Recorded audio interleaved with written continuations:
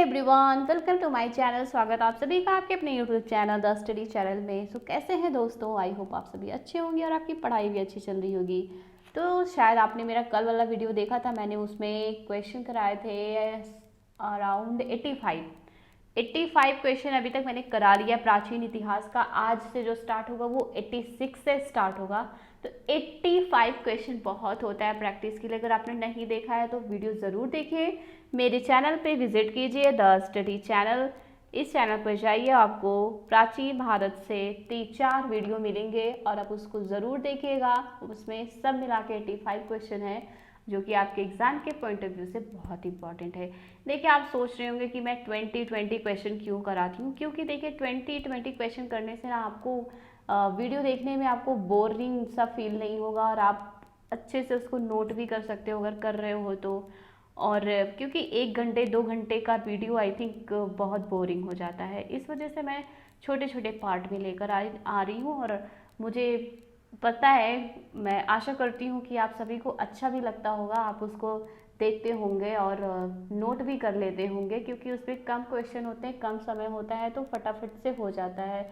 तो ऐसे छोटे छोटे पार्ट में लेकर आ रही हूँ। तो आप अपने जो है कि अपना नोट बनाते रहिए और मेरे चैनल को सब्सक्राइब कर लीजिए अगर नहीं किया है तो। क्योंकि ऐसे वीडियोस अभी बहुत सारे आएंगे।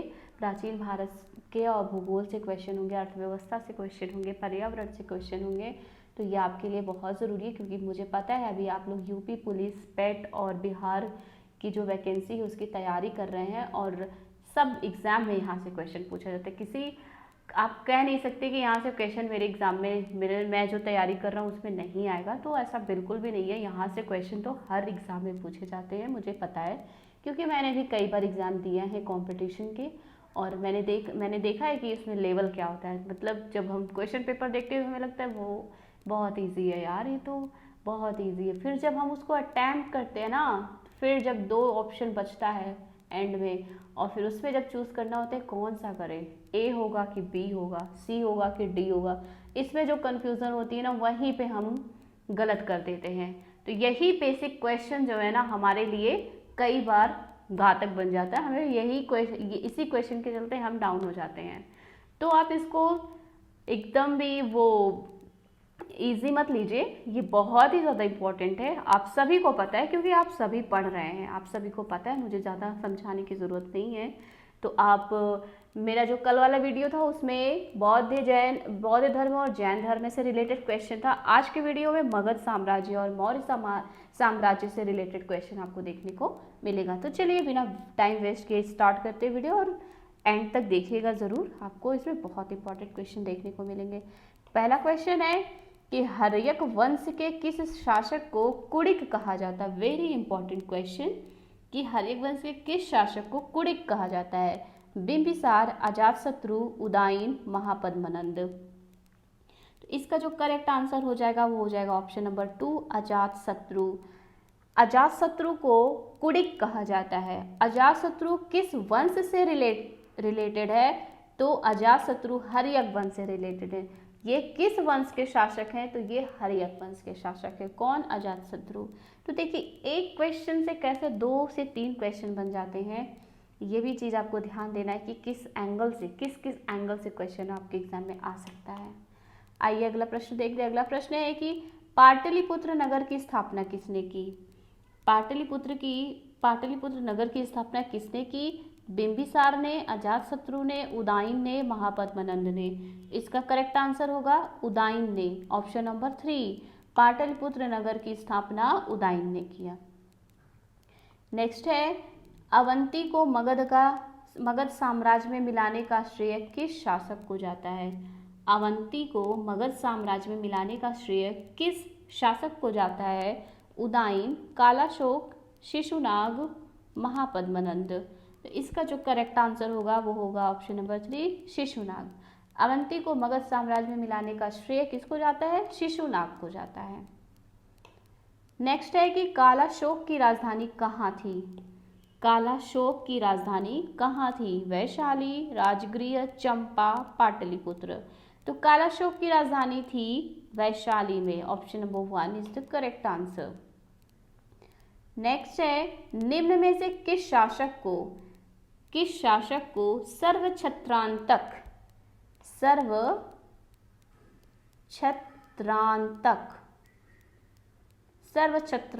अर्थात क्षत्रियों का नाश करने वाला कहा गया है? ये भी क्वेश्चन बहुत इंपॉर्टेंट है, यूनिक क्वेश्चन है काफी। निम्न में से किस शासक को सर्वछत्रांतक अर्थात क्षत्रियों का नाश करने वाला कहा गया है? घनानंद को, महापद्मनंद को, अजातशत्रु को, सिकंदर को? इसका करेक्ट आंसर होगा महापद्मनंद, ऑप्शन नंबर 2।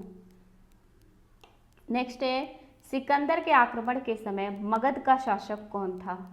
ये भी क्वेश्चन इंपॉर्टेंट है। सिकंदर के आक्रमण के समय मगध का शासक कौन था? तो महापद्मनंद, चंद्रगुप्त मौर्य, घनानंद, राष्ट्रपाल? तो देखिए, सिकंदर के आक्रमण के समय मगध का शासक था घनानंद। कौन था? Ghananand, option number 3। नेक्स्ट है, सिकंदर एवं पोरस के बीच हुआ 326 ईसा पूर्व का युद्ध किस नाम से जाना जाता है? सिकंदर एवं पोरस के बीच हुआ 326 ईसा पूर्व में जो युद्ध हुआ था वह किस नाम से जाना जाता है? पानीपत का युद्ध, वितस्ता या झेलम का युद्ध, दासराज्य का युद्ध, अरवेला का युद्ध? ये भी क्वेश्चन इंपॉर्टेंट है। इसका आंसर हो जाएगा ऑप्शन नंबर 2, वितस्तता या झेलम का युद्ध। वितस्तता या झेलम का युद्ध के नाम से जाना जाता है। तो आप देख रहे होंगे क्वेश्चन का लेवल कि कैसे कैसे क्वेश्चन मैं लेकर आई हूँ आप सभी के लिए, और क्वेश्चन बहुत इंपॉर्टेंट है, सारे क्वेश्चन इंपॉर्टेंट है। आई होप आप सभी को वीडियो अच्छा लग रहा होगा और क्वेश्चन भी लग रहा होगा कि हाँ काफ़ी इंपॉर्टेंट क्वेश्चन है। तो आइए अब नेक्स्ट देखते हैं। ऐसे सभी क्वेश्चन अच्छे आपको दिखाई देंगे, सभी इंपॉर्टेंट है। क्वेश्चन कोई भी हो, कोई भी क्वेश्चन हो, सब इंपॉर्टेंट ही होते हैं एग्जाम के पॉइंट ऑफ व्यू से, क्योंकि ये सारे क्वेश्चन कहीं ना कहीं पूछे गए होते हैं और नहीं पूछे हुए रहते हैं तो जरूर आते हैं एग्जाम में। नेक्स्ट है कि चंद्रगुप्त मौर्य की सेंड्रोकोट्स के रूप में किसने पहचान की? चंद्रगुप्त मौर्य की सेंड्रोकोट्स के रूप में किसने पहचान की? जॉन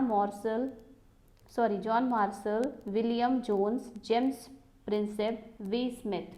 तो इसका आंसर क्या हो जाएगा? इसका आंसर होगा William Jones, option number 2।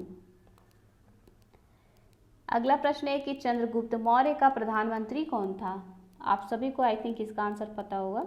Chandragupta Maurya का प्रधानमंत्री कौन था? तो आंसर हो जाएगा चाणक्य, ऑप्शन नंबर 1। नेक्स्ट है, चंद्रगुप्त मौर्य ने नंद वंश के किस शासक को समाप्त कर मौर्य वंश की स्थापना की थी? चंद्रगुप्त मौर्य ने नंद वंश के किस शासक को समाप्त कर हरा करके मौर्य वंश की स्थापना की थी? महापद्मनंद, नंदिवर्धन, राष्ट्रपाल, घनानंद? तो इसका करेक्ट आंसर होगा घनानंद, ऑप्शन नंबर 4। घनानंद को हरा करके चंद्रगुप्त मौर्य ने मौर्य वंश की स्थापना की थी। घनानंद किस वंश का था? नंद वंश का था। अगला प्रश्न है कि चंद्रगुप्त मौर्य ने नंद वंश के किस शासक को समाप्त कर मौर्य वंश की स्थापना की? ओह, क्वेश्चन रिपीट हो गया आई थिंक। हाँ, रिपीट हो गया, कोई नहीं, तो इसका आंसर हो जाएगा घनानंद। अगला क्वेश्चन देखते हैं। अगला क्वेश्चन है कि कौटिल्य की विश्व प्रसिद्ध रचना है। कौटिल्य की विश्व प्रसिद्ध रचना कौन सी है? तो कौटिल्य की विश्व प्रसिद्ध रचना कौन सी है? अर्थशास्त्र है, ऑप्शन नंबर 2, अर्थशास्त्र। अगला प्रश्न है, इंडिका की रचना किसने की? इंडिका किसकी रचना है? इंडिका जो है वो मेगस्थनीज की रचना है, ऑप्शन नंबर 3, मेगस्थनीज। अगला प्रश्न है कि मौर्य शासक अशोक ने कलिंग पर कब आक्रमण किया था? मौर्य शासक अशोक ने कलिंग पर कब आक्रमण किया था? इसका आंसर हो जाएगा option number B, option number 2, 261 ईसा पूर्व। ठीक है, ऑप्शन नंबर 2। नेक्स्ट है, अशोक शिलालेखों को सर्वप्रथम किसने पढ़ा था? अशोक के शिलालेखों को सर्वप्रथम किसने पढ़ा था? तो इसका आंसर हो जाएगा James Prinsep, option number 4, James Prinsep ने पढ़ा था।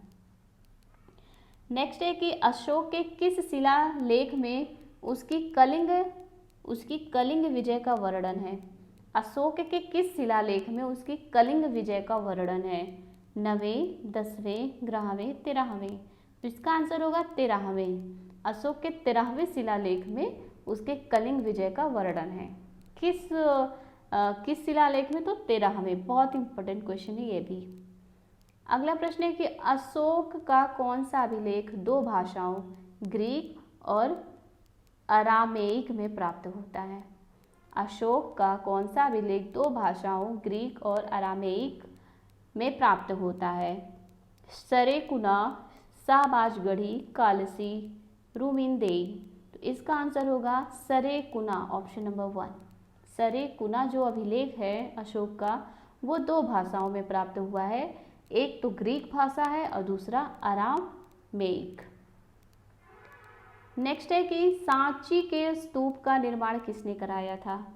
सांची के स्तूप का निर्माण किसने कराया था? तो इसका आंसर आपको बताना है। तो सांची के स्तूप का निर्माण कराया था किसने? अशोक ने।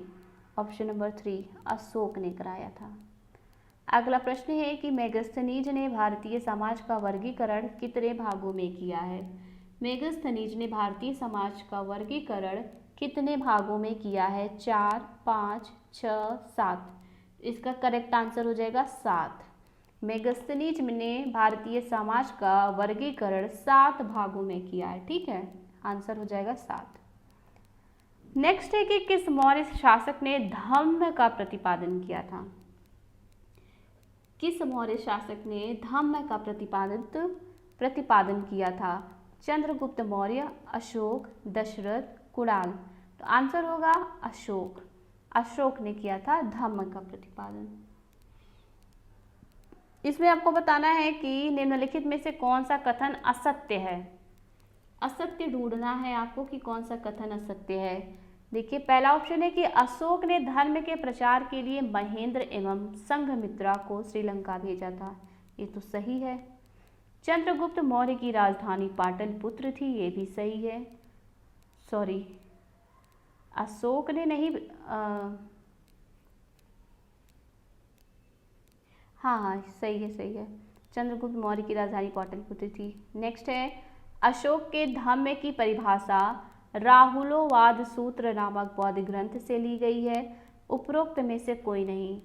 देखिए, थर्ड ऑप्शन, अशोक के धम्म की परिभाषा राहुलोवाद सूत्र नामक बौद्ध ग्रंथ से ली गई है। ये भी सही है।